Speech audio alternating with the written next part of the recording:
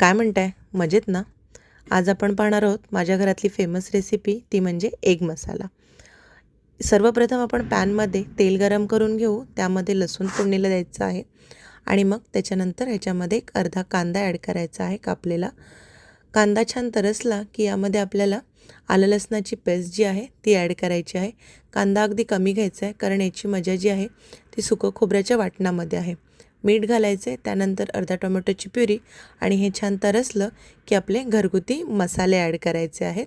हे पण छान तरसलं की यामध्ये खोबऱ्याचं वाटण लावायचं आहे आणि मग पाणी ओतून छान उकळ काढायचं आहे.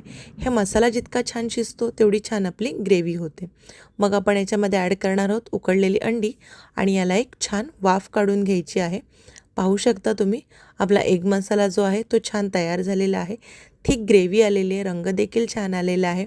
सो मैत्रिणींनो, तुम्ही पण ट्राय करा आणि मला सांगा कसा झाला होता तो आणि तुम्हाला कशाबरोबर खायला आवडेल. थँक्यू आणि चॅनलला सबस्क्राईब